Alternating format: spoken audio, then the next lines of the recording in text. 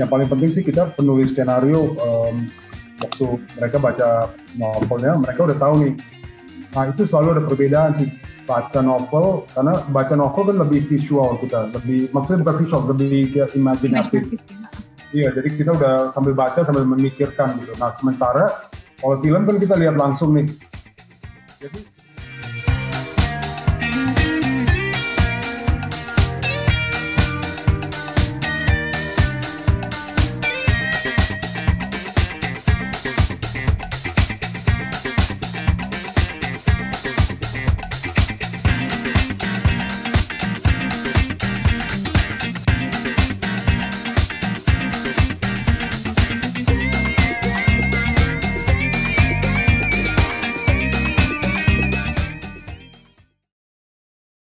Assalamualaikum warahmatullahi wabarakatuh. Terima kasih teman-teman yang sudah bergabung di acara Belajar dari Bintang malam ini. Dan tamu spesial kita kali ini ya, saya juga sudah lama tidak berbincang dengan beliau, Pak Sunil Samtani. Yeay!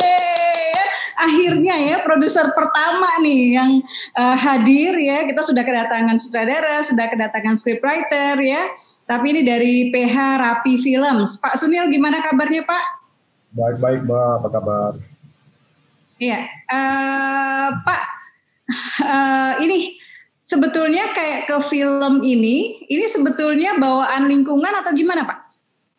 Kan Anda juga orang film gitu ya. Boleh tahu nggak sih sebelum Bapak jadi produser nih ada sempat pengalaman yang lain atau gimana gitu Pak?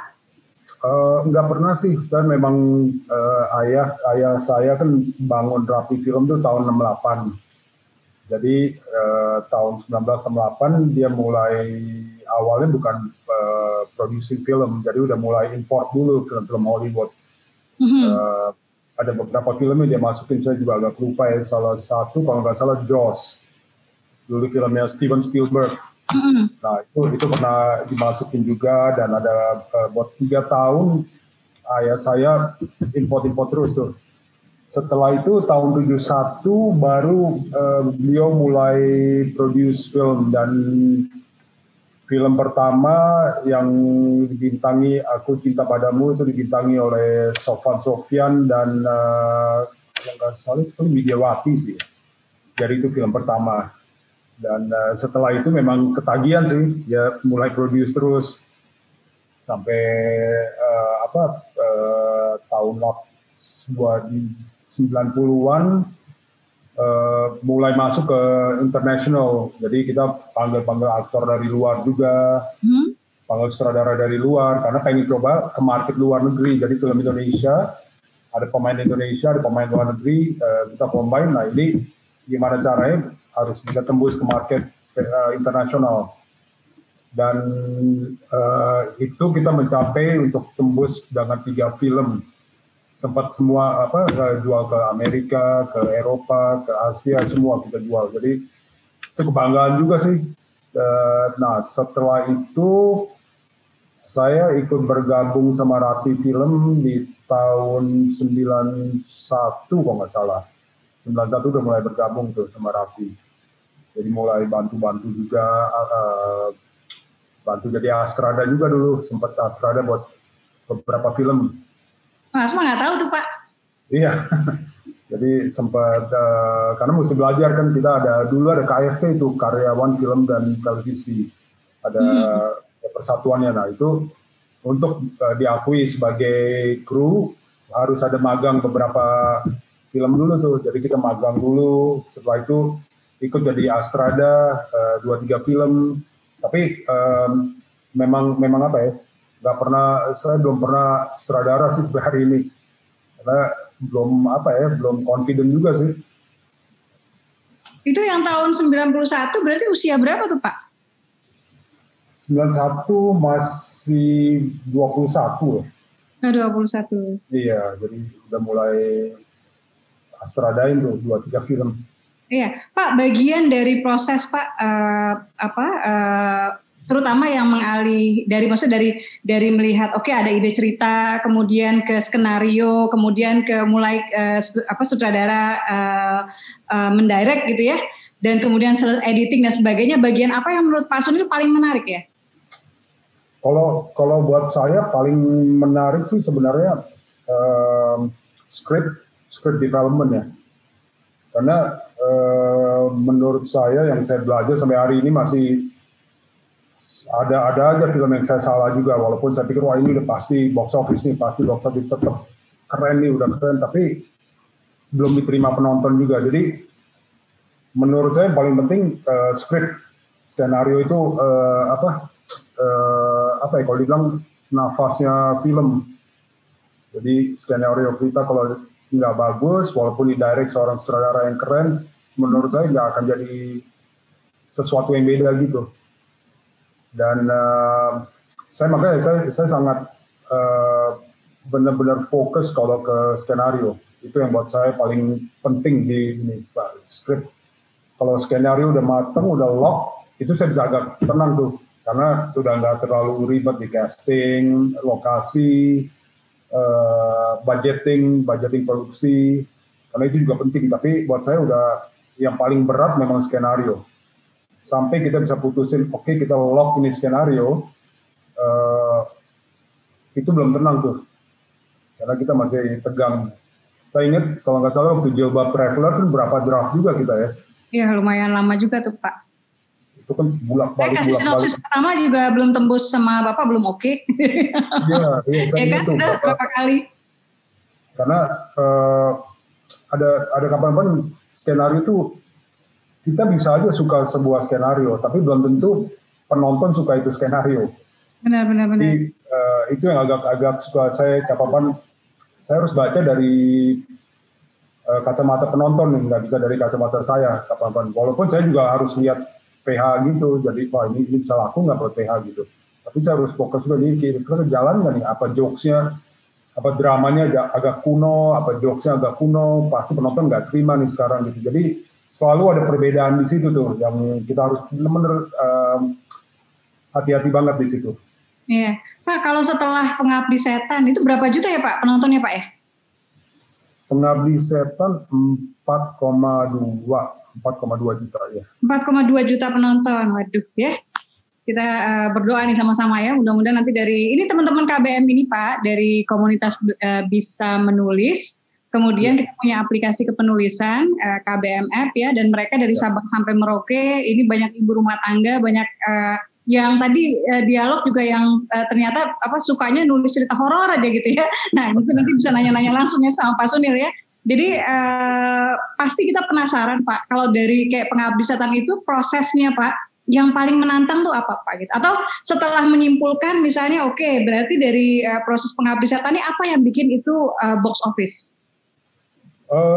Saya terus terang Pengabdi Setan tuh karena itu kan IP, maksudnya intellectual property-nya film Rapi itu yang lama tahun 1981. Yang diperankan oleh ada W.D. Mokhtar, ada banyak artis, dan box office juga tahun 81 dia. Salah satu film dinyatakan sama sekali ada majalah film yang paling ditakuti lah sama semua penonton Pengabdi Setan. Nah, itu waktu Joko Anwar datang ke saya berapa kali, bilang ke saya untuk kasih dia izin, dia pengen kerja sama Rapi, mau bikin ini film, saya masih nggak yakin. Karena saya bilang, saya kan lihat nih film-film Joko Anwar yang dulu-dulu nih, beberapa yang saya lihat, wah kayaknya Joko agak idealis ya gitu. Jadi saya nggak tahu nih dia mau bawa Pengabdi Setan kemana nih, karena buat saya Pengabdi Setan besar banget.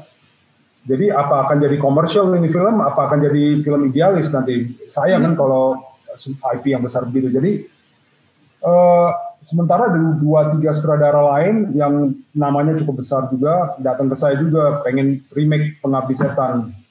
Cuman saya nggak tahu ya, saya nggak lihat passion seorang sutradara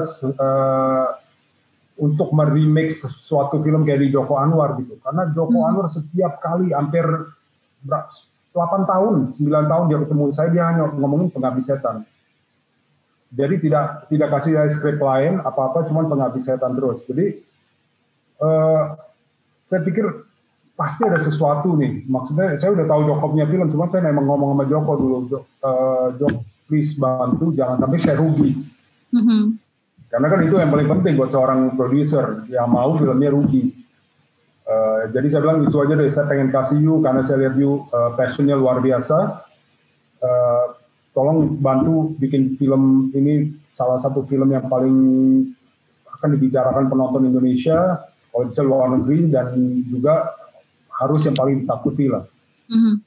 Dia bilang, iya dia akan usahakan. Nah dari situ baru saya kasih full, oke, lampu hijau Joko boleh bikin skrip. Nah itu skrip siap dalam waktu 3 minggu. Berarti skripnya digarap sutradara ya Pak?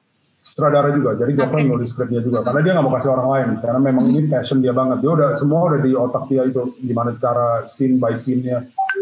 Nah dia kasih saya itu skrip, yang saya kaget 3 minggu setelah kita oke, itu skrip udah dikirim ke saya, draft 1.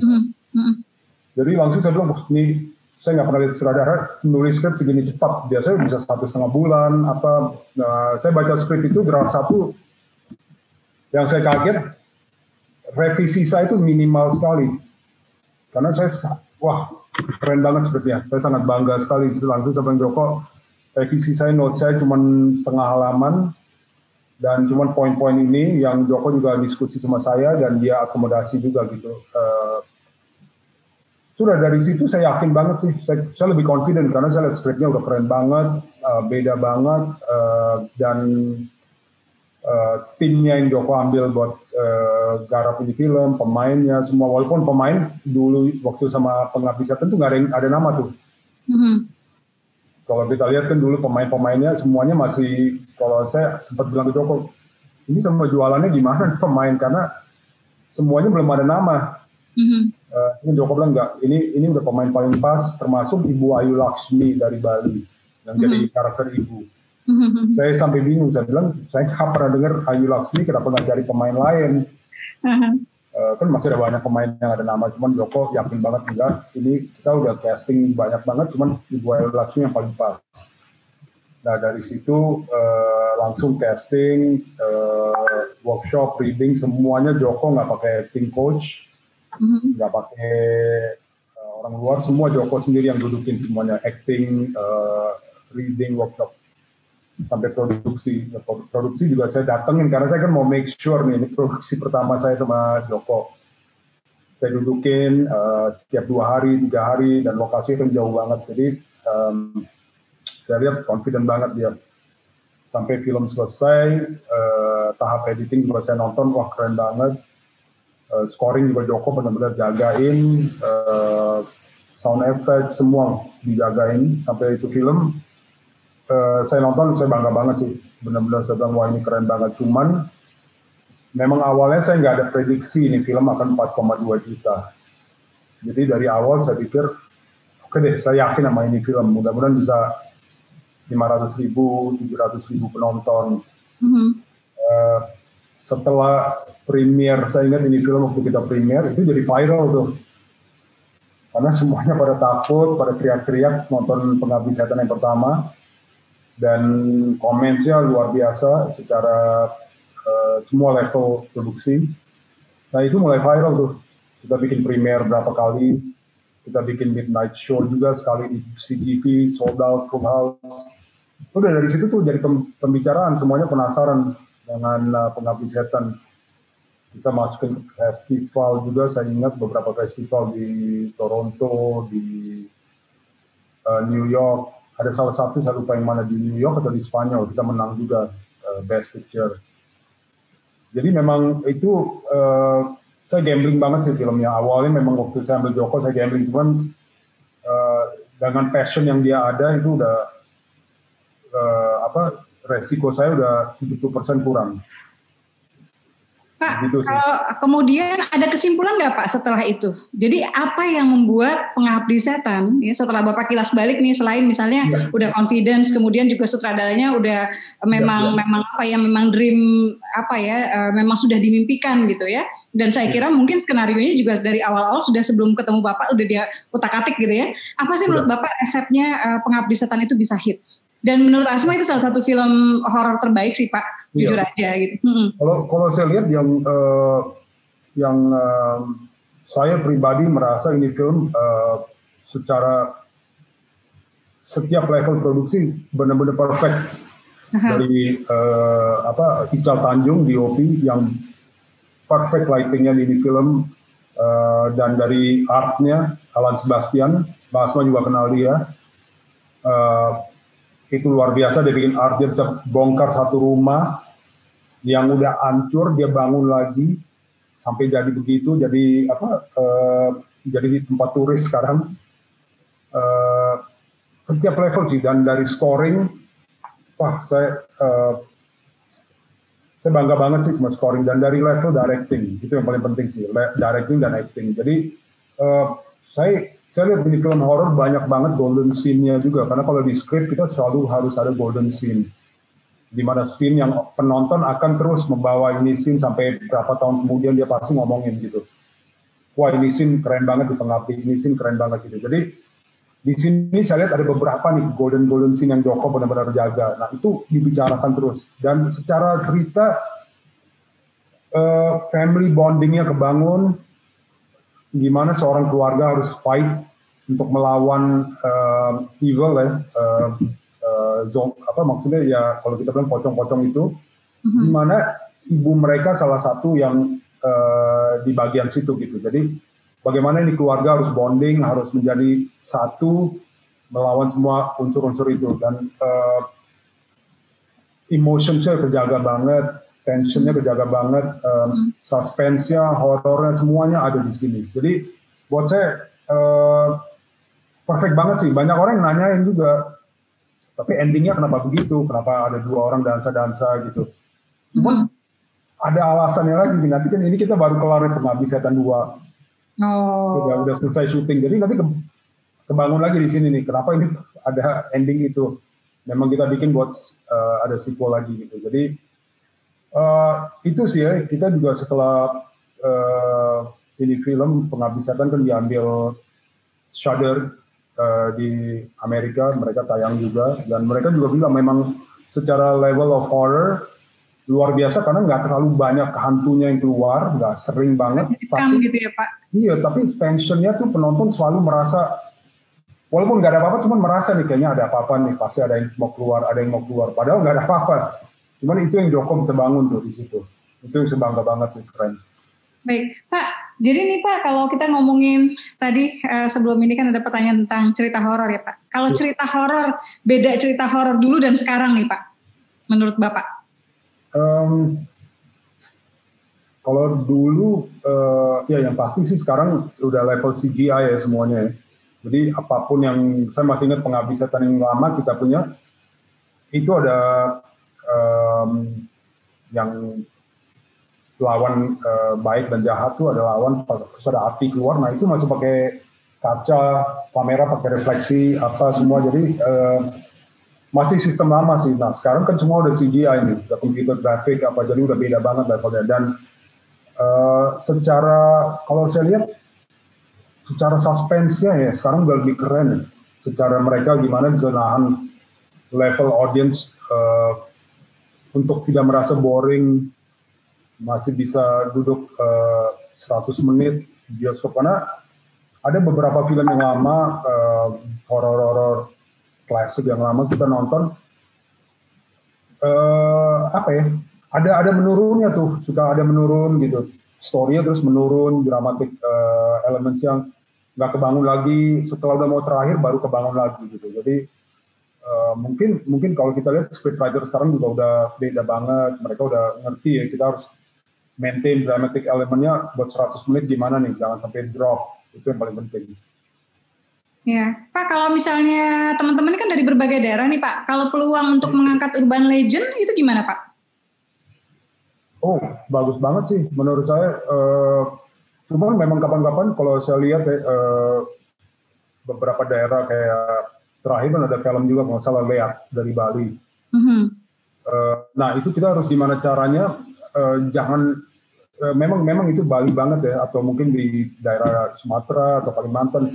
Cuma gimana caranya ini harus bisa translate buat seluruh Indonesia nih.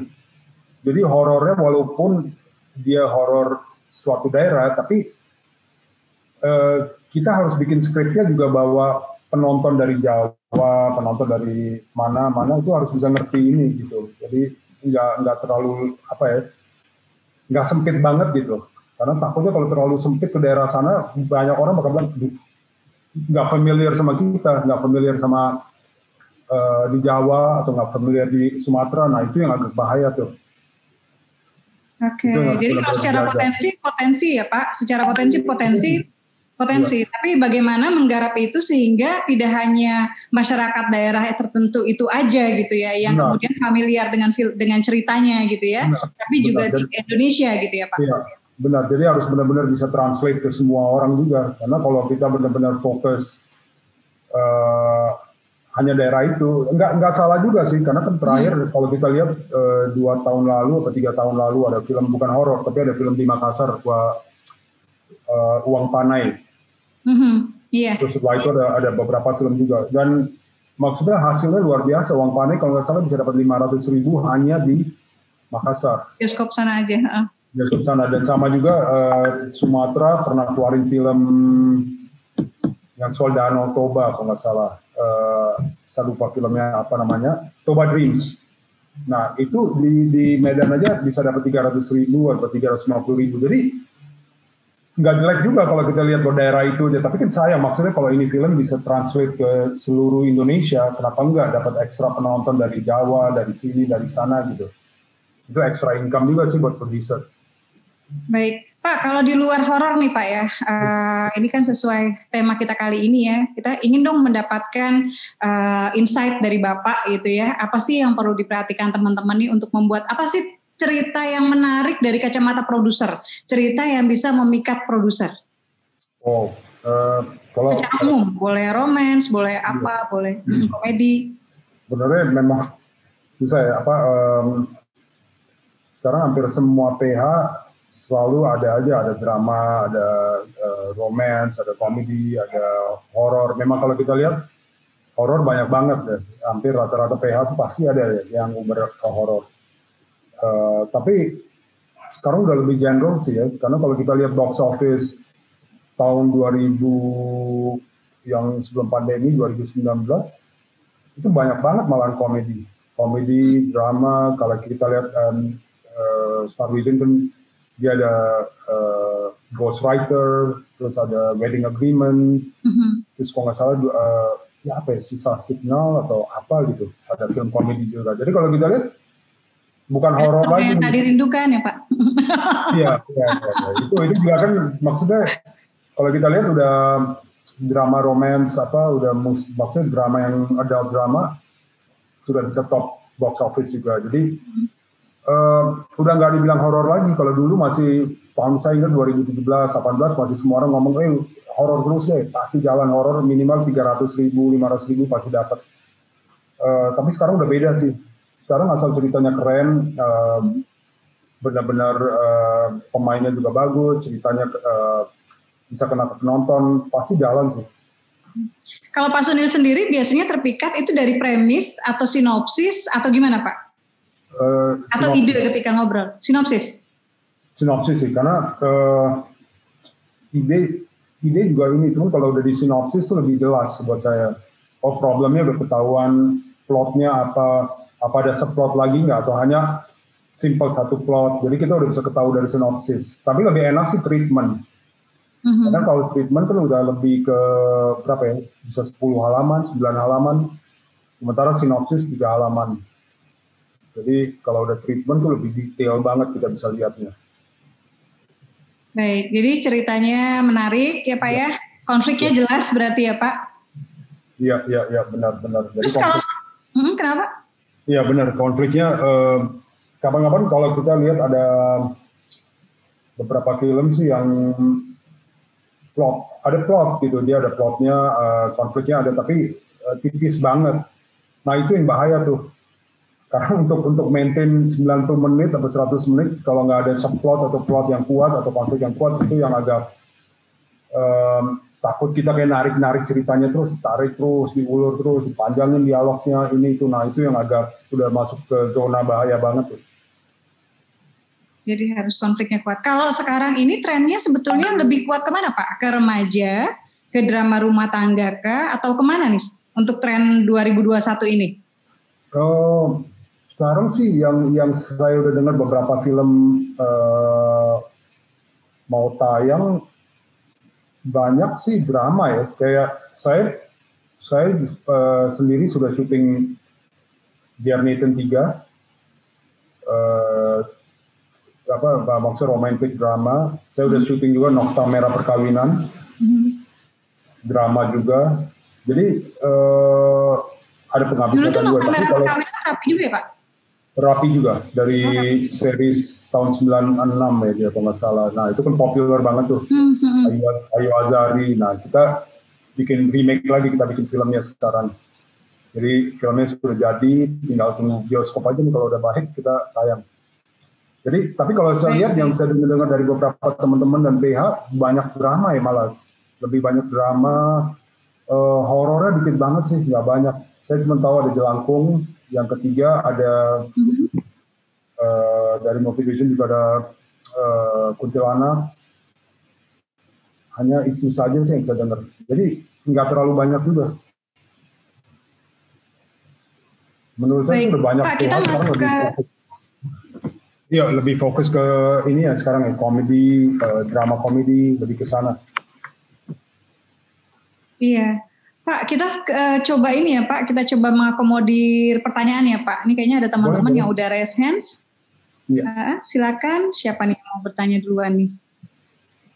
Zeni akan bantu atau Asma yang pilih Zen? Oke, boleh. Zeni yang bantu, Bunda. Oke, teman-teman bisa langsung raise hand ya untuk yang mau bertanya. Oke,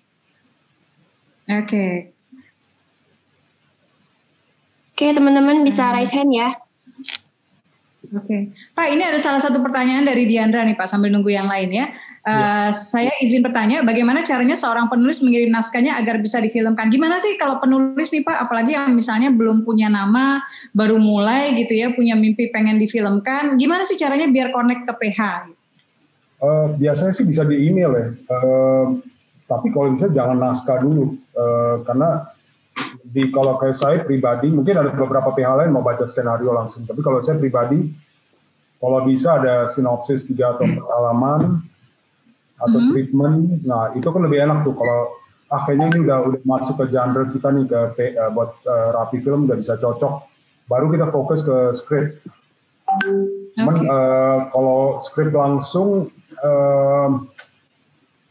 bisa aja sih, tapi kalau saya pribadi untuk baca lebih prefer baca sinopsis dulu. Jadi kalau sinopsisnya udah enak, kita udah tahu kan dari sinopsis bisa kita rubah nih. Oh ini jalur ceritanya udah bagus nih, plotnya udah bagus, tapi apa bisa kita bikin subplot baru? Tambahin ini deh satu subplot di sini-sini. Nah waktu dia masuk ke skenario, udah enak tuh, dia bisa robahnya di situ tuh. Oh tambah karakter lagi, tambah ini. Tapi kalau dia udah bikin skenario, itu bongkarnya akan lebih banyak. Tapi ini dari point of view Rapi Film sih. Mungkin sekali lagi mungkin PH-PH lain terima langsung skenario, nggak apa-apa gitu. Ya, jadi sinopsis ya Pak, itu yang 3 halaman tadi ya Pak? Iya, 3 halaman atau 4 halaman nggak masalah sih. Iya, ya, oke, silakan Zeni, sudah ada. Sudah ada nih Bun, yang raise hand. Ada Kak Rizky Batuah, silahkan untuk Kak Rizky. Silakan, Kak Rizky.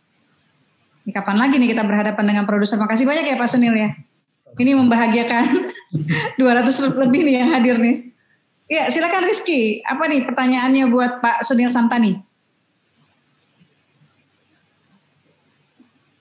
Oke, ya. Rizky suaranya tidak terdengar nih. Kayaknya dilepas aja. Iya, oke. Assalamualaikum warahmatullahi wabarakatuh. Waalaikumsalam warahmatullahi wabarakatuh. Jadi saya ingin bertanya, apakah sebuah cerita yang mengambil suatu genre, apakah termasuk kesalahan? Jika sebuah cerita yang mengambil suatu genre malah saat penyelesaian masalahnya malah beda gitu, Bun. Kayak contohnya drama komedi ya. Contohnya drama komedi yang seharusnya kalau puncak konflik kan lebih banyak komedinya, ketawanya lebih banyak. Kini sekarang yang terjadi di penyelesaian masalahnya lebih banyak sedihnya gitu. Kan kalau dipikir melenceng, apakah ini sebuah kesalahan gitu. Baik. Itu saja, Bun. Ya, Rizky, kamu posisi di mana nih? Dari mana nih kamu? Aceh. Oh, dari Aceh. Dari Iya. Silakan Pak. Kayaknya Rizky ini udah bikin cerita komedi tapi akhirnya sedih nih kayaknya nih. Sebenarnya yang saya perhatikan sekarang ya, rata-rata film yang dibilang komedi kan bukan komedi total. Kalau komedi total tuh biasanya jatuhnya lebih ke slapstick. Ya, jadi ini film komedi nih, Warkop nih, nah, itu udah slapstick banget tuh. Tapi kalau yang saya lihat yang lagi benar-benar tren sekarang sih lebih banyak mereka ke drama komedi yang barusan Rizky bilang. Jadi drama komedi bukan berarti harus komedi all out juga, enggak, karena ada dramanya kan dia di situ. Jadi pasti ada kalau kita lihat kayak buktinya salah satu film juga gitu ya Pak, sebetulnya komedi Cek Toko Sebelah ya kan? Ya, Cek Toko Sebelah itu kan ada dramanya juga tuh, ada di mana adegan sedih, adegan nangis, belum tentu endingnya bisa happy ending, tapi minimal pasti ada komedi di situ tuh. Jadi pasti ada sisip-sisipan komedi dari stand up comedian, dari apa, tapi ceritanya secara keseluruhan bukan cerita komedi, jadi bukan cerita karena plotnya kan plot memang keluarga gitu. Jadi kalau kita lihat bukan plot yang kalau kita bilang film komedi slapstick gitu, enggak juga. Jadi bukan salah gitu. Pasti ada justru kalau drama komedi yang bagus pasti ada sedihnya juga, ada dramanya yang kuat. Tapi disisipin selalu ada komedi-komedi gitu dari dialog, dari komedi situasinya gitu. Menurut saya sih itu ya. Baik, terima kasih Pak. Pak ini saya KKN dulu nggak apa ya, tapi karena pertanyaannya bagus nih Pak, dari Ayah Isa Alamsyah. Ayah silakan ya. Udah lama juga kita nggak silaturahim ke Pak Sunil ya. Apa kabar? Ya, Ayah mau nanya langsung? Iya, Ayah. Tadi suaranya dimatiin. Pak Sunil, apa kabar? Apa kabar Pak? Ya Pak Sunil, kalau sebagai produser sekarang yang Pak Sunil lagi nanti berharap gue nyari naskah kayak gini nih, kok nggak pernah ada yang ngasih, itu kira-kira naskah kayak apa sih sebetulnya diimpi-impin Pak Sunil tuh naskah seperti apa? Mungkin film, gue mau dapat naskah kayak film ini, itu apa ya Pak Sunil ya? Pengennya sih naskah yang bisa 4 juta lagi nih nonton. Nah itu apa tuh Pak Sunil? Makanya suka apa ya? Sebenarnya kalau saya sih bebas deh, karena saya suka dapat sinopsis, dapat treatment, horor, komedi, drama, apapun dari novel, ada juga dari Wattpad yang udah 30 juta pembaca apa, cuman sekali lagi ceritanya gimana ya, maksudnya ceritanya nih kira-kira komersial nggak, itu buat saya yang paling penting komersial. Kalau ceritanya menurut saya bisa aja salah, maksudnya sampai hari ini kita rapi kan juga pasti ada lah, belum nggak tentu semua film box office, pasti ada beberapa film kita yang kenapa ya nggak jalan, walaupun kita udah try, kita udah formula kita semua kita udah pakai, pasti ada gitu satu film yang ya 80.000, 90.000 yang menurut kita balik modal aja enggak gitu. Jadi saya soal itu sih mau cari ini ceritanya komersial nggak, jadi saya nggak limit, nggak saya fokus, ini harus yang saya mintanya horor aja, enggak juga sih. Cuman ini cerita kira-kira komersial apa enggak nih? Ini cerita ini ada dramatologinya yang keren, secara konfliknya keren nggak, plotnya hanya plot satu linear plot, apa ada subplot lagi yang kira-kira bisa kita tarik lagi gitu. Dari situ sih lebih ke sana, maksudnya kapan insting juga ya ini. ini kita coba deh ini film, mungkin kita bisa roba-roba dikit di sini, roba di sini gitu. Terus satu Pak Sunil, di KBMF itu kan sekarang juga pembacanya itu udah ada yang jutaan juga gitu kan, juta-jutaan juga yang udah klik, udah baca. Temanya tapi kebanyakan ibu rumah tangga itu kalau buat produser itu pasar yang menarik gak Pak Sunil ya? Menurut saya sih masih oke kalau maksudnya ya kalau kayak Nokta Merah Perkawinan yang saya bikin itu juga ibu rumah tangga.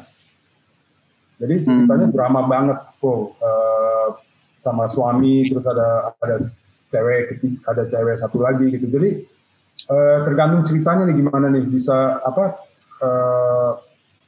secara konfliknya kuat nggak dia. Jadi nggak ada masalah sih secara ibu rumah tangga, it's okay. Cuman kuat nggak skripnya, apa dramanya. Siap. Baik, terima kasih Ayah, terima kasih Pak Sunil. Kita lagi pisah rumah nih Pak, bukan pisah kamar, itu pisah rumah ya. Saya lagi tempat ibu. Ya, silakan Zeni, pertanyaan berikutnya ada? Oke, ada Bunda. Ini ada Kak Nadia Alwi. Silakan Kak Nadia Alwi. Ya, silakan Nadia. Assalamualaikum Mbak Asma, apa kabar? Salam baik, alhamdulillah sehat ya. Sehat, alhamdulillah. Mas Sunil, selamat malam. Malam. Ya, saya dulu pernah ikut tim penulis sinetron Arti Sahabat tahun 2010 kan. Sekarang saya lagi coba-coba nulis di KBM. Yang saya mau tanya itu untuk sinopsis untuk sinetron dan untuk film itu perbedaannya gimana ya Pak ya? Maksudnya untuk menulis, kalau sinetron itu kan kita berharapnya sampai ribuan episode gitu Pak. Terus jadi kan kadang-kadang kita bikin konflik yang bisa terbuka untuk konflik lanjutan gitu. Kalau di film kan berarti permasalahannya harus selesai gitu. Jadi ada tips nggak dari Bapak untuk seperti apa sih kekuatan sinopsis sebuah film gitu? Itu apa perbedaan dengan sinetron ya Nadia ya? Iya betul Mbak. Oke, siap. Ya, silakan Pak. Kalau yang saya lihat sinopsis buat sinetron benar-benar harus bisa melebar itu. Jadi saya pribadi sih belum terlalu banyak ya kita kalau sinetron yang terakhir kita bikin pernah bikin buat RCTI Dear Nathan 30 episode, terus kita bikin lagi ada buat Trans TV, saya lupa judulnya lagi. Tapi itu waktu baca sinopsisnya kita udah harus tahu nih, ini bisa nggak 30, 40, 50 episode gitu, harus siap-siap. Nah, sementara film kita udah harus tahu nih, 100 menit harus selesai nih cerita. Nggak bisa ditarik lagi, nggak mungkin ya ditarik lagi. Dan benar-benar apapun happy ending, sad ending, itu dalam 100 menit harus selesai. Karena kalau ceritanya masih dibuat skrip yang sinopsis yang kita kasih buat film kayaknya bisa melebar, itu agak bahaya. Karena pasti di situ nanti kita harus narik-narik, keluarin lagi plot ini kita cabut, karakter ini kebanyakan cabut. Nah di situ tuh. Sementara sinetron terbalik, itu harus banyak banget karakternya, udah harus prepare gitu. Oh ini di episode 10 nanti ada karakter muncul, episode 15 karakter ini muncul, yang ini keluar, yang ini. Nah itu harus prepare semuanya. Benar-benar kita harus tahu. Itu sih mungkin. Baik, sebelum lanjut yang lain ya, Zeni silakan dipersiapkan. Pak, saya asal mau nanya dong Pak, untuk di tengah pandemi seperti ini, Rapi bermain di OTT nggak Pak? Web series? Main, kita sekarang kita udah hampir kita stop karena PPKM ya, nggak syuting. Tapi kita lagi kerjain buat video.com. Salah satu seri judulnya Jingga dan Senja. Itu dari novel juga. Apa judulnya? Novel Jingga dan Senja. Oh, Jingga dan Senja, oke. Iya, itu yang penulis novelnya SP Kinansi. Oke. Udah, kalau nggak salah dia trilogi sih bukunya. Dan kita stop. Nah itu kita ada sisa 2 hari syuting yang mudah-mudahan kalau PPKM udah dibuka kita akan shoot lagi. Baik. Itu dan lagi bicara sama Disney juga. Karena Disney udah buka peluang buat bikin OTT series sekarang. Dan TV juga kita lagi bicarakan. Jadi, iya sih menurut saya harus, ini ada bagusnya juga ya. Karena kalau enggak kan kita agak gimana ya, nggak bisa apa-apa nih PH, karena bikin syuting film terus, akhirnya jadi stok aja nih di gudang. Sementara kan bioskop udah buka, terakhir bioskop udah buka, udah mulai bagus dengan Fast and Furious, dengan filmnya yang lain-lain, A Quiet Place, tutup lagi sekarang. Jadi saya rasa untuk menarik penonton lagi akan cukup makan waktu lagi nih sekarang.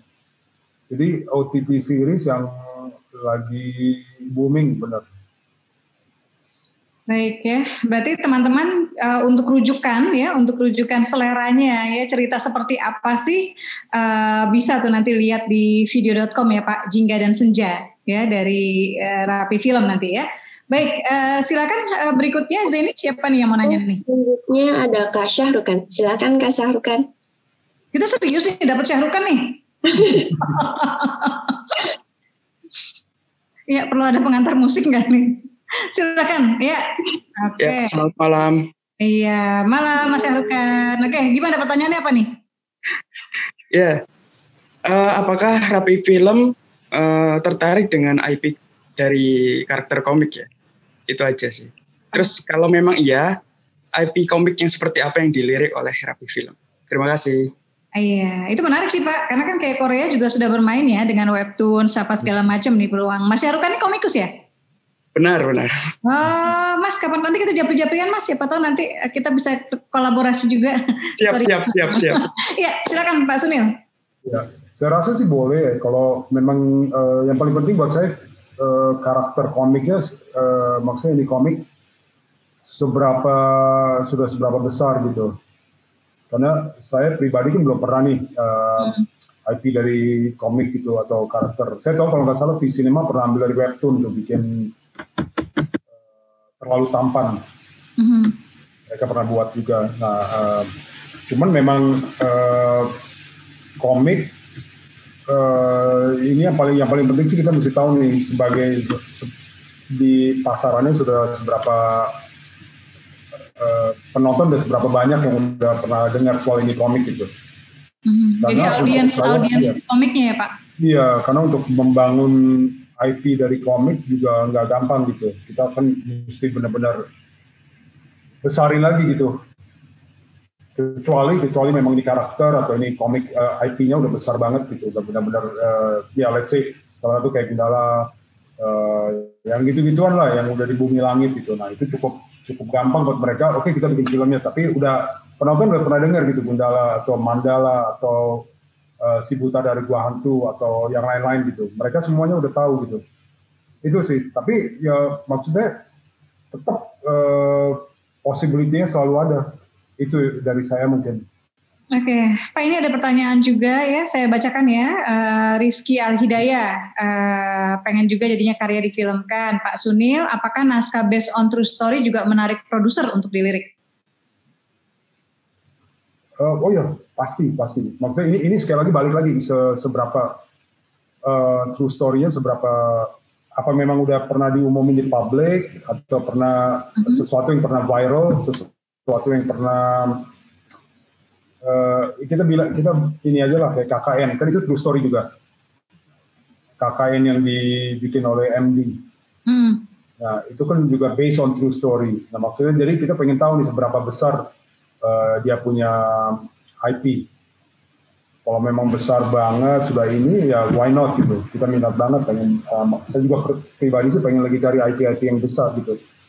Karena kenapa ya saya bilang begitu? Untuk kita promote-nya lebih gampang gitu, Mbak Asma tahu juga kan waktu Jilbab Traveler kita tahu juga ini novel udah kejual, semua publik udah tahu gitu. Oh Jilbab Traveler udah pernah box office bestseller. Jadi buat saya ambil ini novel juga promonya nggak terlalu berat banget gitu. Udah oke, penonton udah tahu nih Jilbab Traveler apa ceritanya gitu. Itu sih mungkin dari saya. Baik, silakan Zeni, penanya berikutnya. Baik, selanjutnya ada Kak Adel Kusuma. Silakan Kak Adel.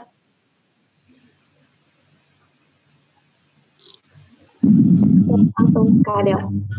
Warahmatullahi wabarakatuh. Waalaikumsalam warahmatullahi wabarakatuh. Silakan.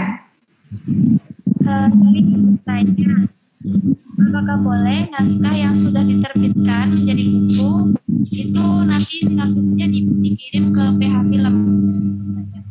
Terima kasih. Iya. Mungkin pertanyaannya apakah naskah yang udah dijadiin novel ya? Sudah diterbit jadi novel boleh dibikin sinopsis ke film? Oh ya, boleh banget. Boleh banget karena biasanya kalau memang ceritanya bagus, kita minat banget gitu. Jadi ini ya Pak,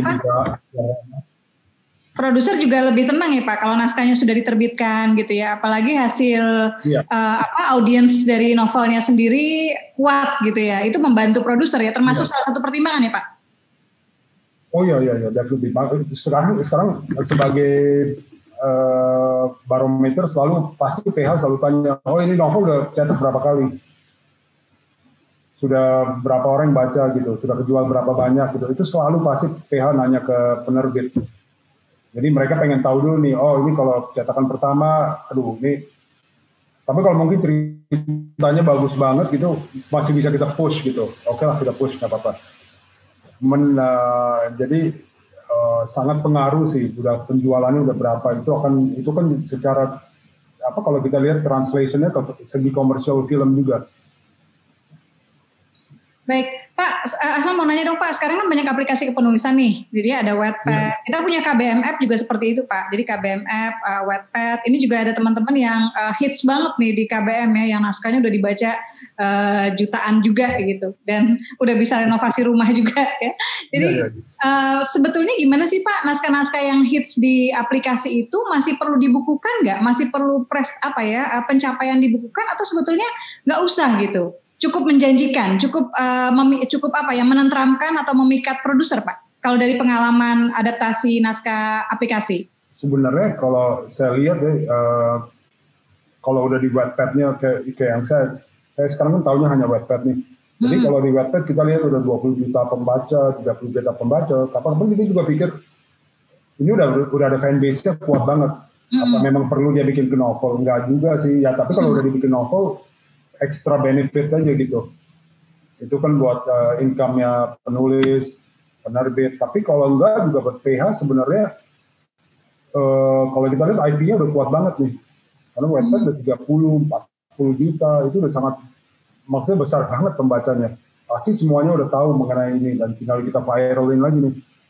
Di cara gimana kita bikin quiz dari penulisnya, dari Instagram penulis bikin quiz, dimulai di posting lagi mengenai judulnya, website-nya, dan di-announce bahwa ini kita akan segera difilmkan, itu akan sangat bagus sekali sih. Jadi nggak harus juga dibikin novel, tapi harus kuat dulu ya di Wattpad. Oke, ya mudah-mudahan nanti Pak Sunil juga ngelirik-ngelirik KBM App nih Pak ya. Boleh. Ya, baik, silakan Zeni penanya berikutnya. Oke, ada Kak Ana Solihah. Oke, silakan Kak Ana. Assalamualaikum warahmatullahi wabarakatuh. Waalaikumsalam warahmatullahi wabarakatuh. Langsung Mbak Ana pertanyaan. Pertanyaannya gini, tadi Pak Sunil kan sempat menyinggung bahwa naskah yang diterima itu naskah yang komersil ya. Cuma belum disebutkan oleh Pak Sunil. Komersilnya gitu ya? Iya, komersilnya itu bagaimana? Karena tadi sempat ada kekhawatiran juga ketika Pak Joko membuat skrip yang terlalu idealis, seolah-olah idealis dan komersil itu seperti bertentangan. Mungkin itu saja pertanyaannya Bunda. Terima kasih. Iya, Mbak Ana terima kasih ya. Tadi itu hampir saya tanyakan itu tadinya sebelum penutup. Silakan Pak Sunil, komersil nih di mata produser nih apa nih? Dan berat di mata produser nih apa? Sebenarnya selalu beda-beda sih. Kalau saya pernah beberapa produser juga saya ngobrol, visi mereka buat komersil dan visi saya beda lagi. Jadi mereka akan bilang, oh enggak, menurut saya ini film harusnya komersil. Tapi buat saya, enggak lah, filmnya boring gitu. Jadi suka beda-beda visi komersil. Tapi kalau buat saya, komersil itu berarti saya ini bisa baca skrip. Kalau yang paling pertama buat saya, ini skrip bisa saya baca nggak nih 100 halaman tanpa saya stop gitu. Kapan kalau saya baca skrip, wah bisa cepet nih. Tapi langsung kepikir gitu, wah ini bisa begini, bisa begini, bisa begini, bisa, maksudnya udah kepikir gitu di pikiran saya bahwa ini bisa jadi scene-nya begini, scene-nya setelah ini bisa begini. Nah itu buat saya udah bagus banget. Wah ini seru nih, bisa ketawa, kita bisa senyum, waktu lagi sambil baca skrip. Tapi kalau, nggak tahu ya, kalau saya pribadi baca skrip, kalau udah 10 halaman saya stop, terlanjut besok. 10 halaman lagi, stop, lanjut besok. Nah itu suka agak merasa, kok belum kena gitu, ada sesuatu yang masih, kenapa susah banget sih saya baca skrip ini gitu, kenapa susah, kayak kurang, apa ya, ceritanya kayak maksa banget, kayak masih boring gitu. Jadi, apa ya, kalau saya bilang komersil tuh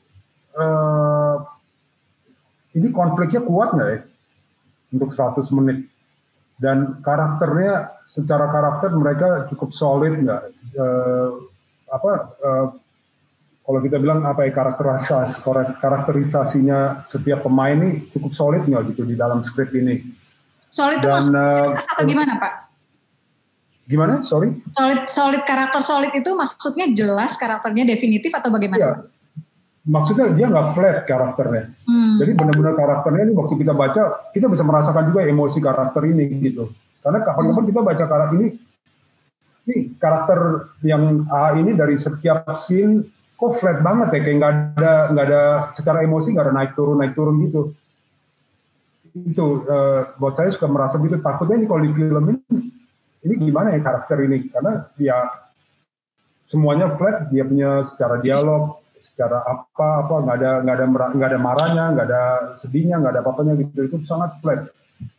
Dan yang paling penting sih buat saya plot lainnya ini ada subplotnya, nggak, jangan sampai satu cerita aja gitu. Kalau kayak kita lihat kan salah satu contoh drama tuh kayak NKCTHI. Itu kan plotnya memang keluarga, tapi kita lihat setiap karakter itu ada subplot sendiri, dia pacaran sama yang ini ada problem sendiri, ini ada problem sendiri, jadi itu yang penting tuh, ini supaya menjaga 100 menit nggak boring. Kalau kita hanya, ya setiap karakter nggak ada problem, nggak ada apa, dan mereka cuma menjalani tugasnya keluarga apa gitu, nggak ada problem-problem lah di situ, nah itu udah bahaya banget, nggak mungkin bisa tahan 100 menit. Jadi kalau ibaratnya cerita Pak, kayak Rania Timur Samudra suka sama Hyun-geun, Hyun-geunnya suka, selesai itu Pak ya. Sementara kan harusnya itu ada ternyata Hyun-geun ada masalah ini, ada calonnya di sana gitu kan, Rania ada ini kayak gitu ya Pak ya. Rania kan ada keluarganya di sini yang maksa dia pacaran harus nikah sama cowok ini. Nah, itu konflik baru lagi. Nah cowoknya tahu ada ini, itu konflik baru lagi. Sementara dia pacaran. Jadi banyak ini apa? Plottingnya itu tetap ada terus, ada konflik ini, ada konflik itu, dari keluarga problem juga. Nah itu yang untuk menahan 100 menit tuh. Oke ya, jadi pastikan teman-teman penulis ya untuk memiliki cerita yang bisa membuat orang bertahan nih Pak 100 menit ya.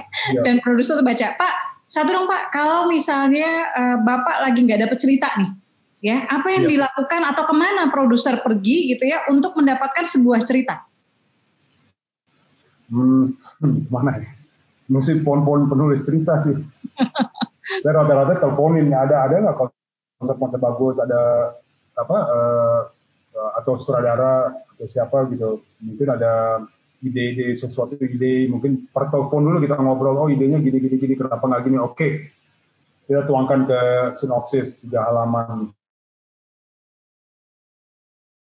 Kita lihat, oh kira-kira ini bisa dikembangin, bisa dibuat sesuatu, oke, jalan. Tapi kalau di sinopsis aja kayaknya, aduh ini slapstick banget ya udah. Karena kan sekarang problemnya, kalau kita lihat film-film sekarang nih yang slapstick agak susah nih. Agak, apa ya, buat saya mau menjauhi dari slapstick, saya tetap masih mau bikin komedi. Kenapa Pak? Tapi komedinya lebih, saya nggak tahu ya, saya kalau lihat sekarang penonton kan udah lebih, apa ya, kita udah lihat film-film Netflix, film-film Hollywood, film-film ini, nah slapstick apa masih genre yang kuat nggak gitu? Gitu yang saya masih pikirin. Jadi buat saya lebih prefer sih tetap cari drama komedi, dramanya harus kuat, itu penting banget. Baik, Pak Sunil, kita lewat 5 menit boleh nggak Pak? Boleh, silakan, no problem. Oke, silakan. Ini ada yang request banget nih, please dong Kak, saya nextnya oke, yang Obi Wong, silakan. Zeni nggak apa-apa ya, saya ini ya, saya tunjuk. Iya, silakan. Ini Mas apa Mbak nih yang hobi Wong nih namanya nih? Ada? Oke, kalau belum. Halo. Zeni? Halo. Oke, udah. Oke, silakan. Pertanyaan saya, apakah bisa sebuah naskah yang mengandung genre action psikopat seperti itu bisa dijadikan film atau dinaikkan ke produser seperti itu? Oke, diadaptasi ke layar lebar ya. Kalau psikopat gitu ya, itu kayak pembunuh action. Apa ya? Thriller. Action apa thriller? Action, dia action thriller gitu. Oke. Iya, gimana Pak Sunil? Iya, sebenarnya sih masih bisa aja ya, karena terakhir kan kita lihat ada film Hit and Run, itu action juga tapi komedi. Action thriller apalagi ya, yang benar-benar keren kan kita lihat dari, cuman memang kalau action thriller setahu saya biasanya pasti budget akan menyangkut budget juga. Dan kita harus siap, PH harus siap bahwa kalau action thriller, kalau kita bikin tanggung, pasti nggak diterima nih penonton. Sementara udah nonton film-film dari Hollywood yang actionnya yang udah budget puluhan miliar, bahkan ratusan miliar. Nah, itu yang penting sih kalau kita memang mau bikin action thriller, seberapa besar nih actionnya, dan apa memang lebih ke thriller, apa lebih banyak action, itu yang harus dijaga. Karena agak genre yang action thriller, genre yang saya pribadi belum pernah bikin juga sih sampai hari ini. Saya lebih fokus yang saya tahu agak safe gitu buat saya ya, lebih ke ya kalau mau romance, drama komedi, horor, lebih ke sana sih. Tapi nggak ada salahnya, maksudnya action thriller bisa aja ada beberapa PH lain mungkin lihat potensial. Salah satu, saya lupa itu PH apa ya, mereka bikinnya banyak sekali action. Healthy, Mbak Asma nggak tahu kenal nggak, Healthy Carbit, salah satu director, dia sering banget bikin action. Jadi mereka bikin banyak dengan harapan bisa jual di luar negeri. Tapi ya kalau mau jual luar negeri sekali lagi budgetnya harus besar gitu. Itu. Karena saingan actionnya juga tadi yang Bapak bilang ya udah Hollywood, udah nggak kaleng-kaleng gitu ya Pak ya. Nah kalau kita bikin actionnya level bawah, level jaga budget punya action gitu, udah pasti penonton nih pasti udah menilainya ya actionnya begini, gak tanggung banget ya, nggak ini, jadi agak bahaya juga sih. Baik. Irani, kamu mau nanya langsung atau gimana nih pertanyaanmu nih? Ini menarik nih karena mewakili penulis fiksi. Irani mau nanya langsung atau Asma bacakan? Asma bacakan dulu? Oke. Zain, langsung boleh. Oh langsung boleh. Oke, silakan Irani pertanyaannya. Tadi yang di chat. Ya, selamat malam Pak. Assalamualaikum. Waalaikumsalam warahmatullahi wabarakatuh. Kalau cerita novel yang difilmkan itu bakalan ceritanya tetap sama seperti novel atau berubah? Karena kalau lihat yang novel, saya lihat di sinetron-sinetron yang dulu, karya Mbak Mirawe itu biasanya ceritanya tetap sama. Tapi sinetron sekarang kalau diangkat dari buku biasanya udah melenceng-melenceng gitu. Okay. Ya, pasti. Ya. Apakah dari novel yang difilmkan akan sama persis atau ada perubahan? Dan mungkin yang juga perlu ditanyakan, apa sih Pak yang biasanya perubahan seperti apa yang dilakukan gitu loh? Misalnya apa yang nggak diambil gitu oleh produser? Oke, silakan Pak. Makasih Rani. Ini mungkin salah satu reference ke Jilbab Traveler juga ya kita ya. Iya Pak. Jilbab Traveler, dan sekarang yang novel-novel yang saya pernah filmkan juga termasuk Dear Nathan 1, Dear Nathan 2. Jadi yang paling penting sih kita penulis skenario, waktu mereka baca novelnya mereka udah tahu nih kayaknya plot ini harus dikuatin lagi, plot ini atau mungkin karakter ini perlu tambah satu karakter lagi karena masih kurang kuat nih di sini nih. Nah itu selalu ada perbedaan sih baca novel, karena baca novel kan lebih visual, kita lebih, maksudnya bukan visual, lebih kayak imajinatif.